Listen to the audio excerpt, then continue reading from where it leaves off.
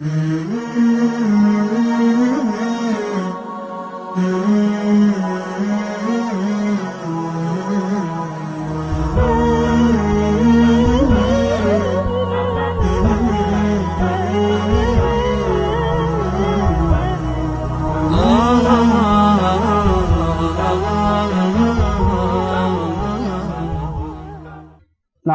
ونصلي على رسوله الكريم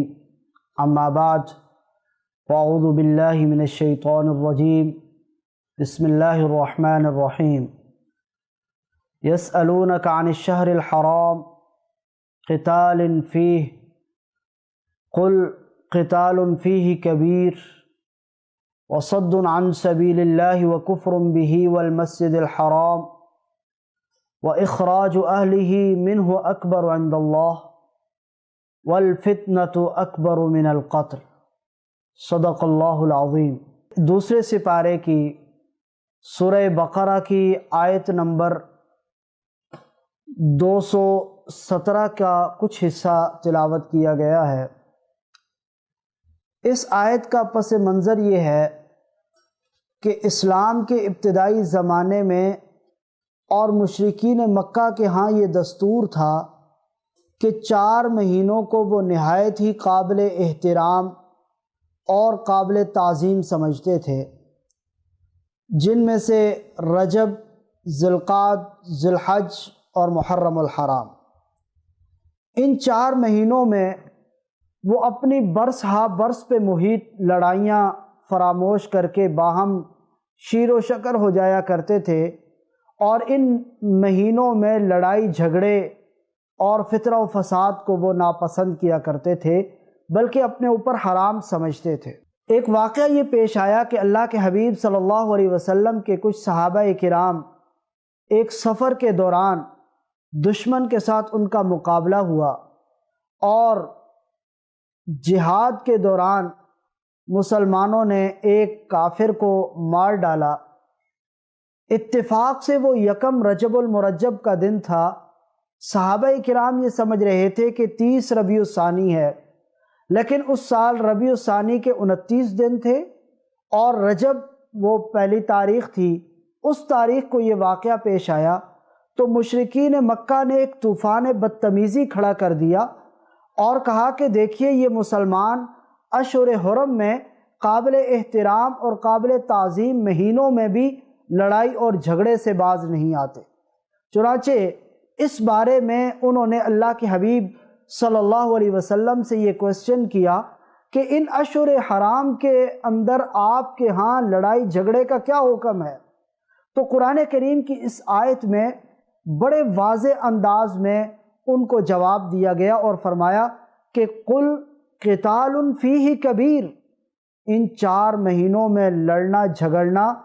اور قتل و قتال کرنا یہ اللہ کی نظر میں بہت بڑا گناہ ہے، لیکن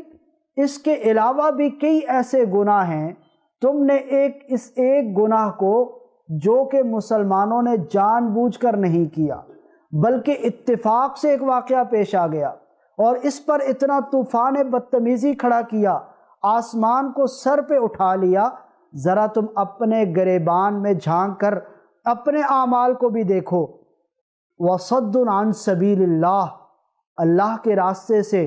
لوگوں کو روکنا، وَكُفْرٌ بِهِ، اللہ کا انکار کرنا، وَالْمَسْجِدِ الْحَرَامِ، اور مسجد حرام سے لوگوں کو دور کرنا، وہاں پر لوگوں کو عبادت سے روکنا،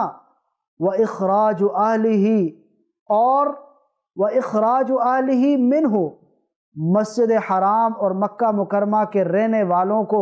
وہاں سے نکلنے پر اور ہجرت پر مجبور کرنا، اکبر عند اللہ، یہ اللہ کے ہاں کئی گنا بڑا گناہ ہے۔ اور سب سے بڑی چیز والفتنة اکبر من القتل، زمین میں فتنہ و فساد پھیلانا، لوگوں کو اللہ کے دین سے دور کرنا، لوگوں کو قرآن سے متنفر کرنا، یہ تو اتنا بڑا جرم ہے کہ اس کے مقابلے کا جرم پوری روئے زمین پر کوئی نہیں۔ تو تمہیں اپنے یہ اتنے بڑے بڑے گناہ نظر نہیں آتے، اور مسلمانوں کے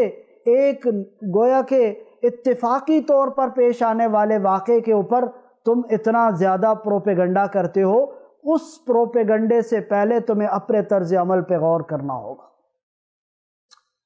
تو قرآن کریم کی یہ آیت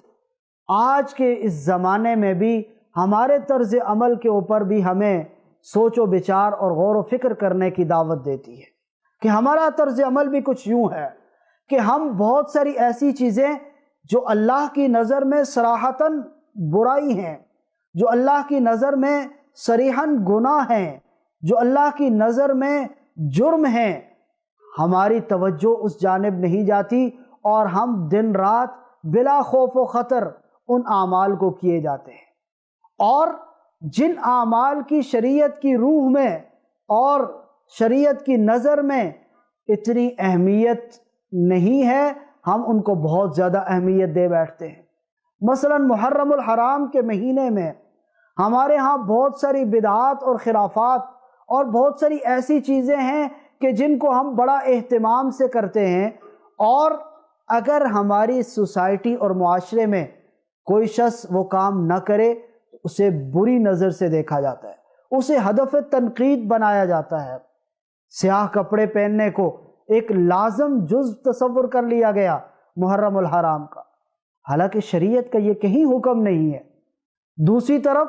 جہاں نماز کا حکم ہے، جہاں شریعت کے دیگر احکامات کا حکم ہے، ہم ان کو بلا خوف اور بلا جھجک ترک کرتے چلے جاتے ہیں اور ہمارے کانوں پر جوں تک نہیں ریگتی۔ تو قرآن کریم کی یہ آیت ہمیں جھنجھوڑ رہی ہے اور اپنا احتساب اور اپنا محاسبہ کرنے کی دعوت دے رہی ہے کہ ہمیں اپنا محاسبہ کرنا ہوگا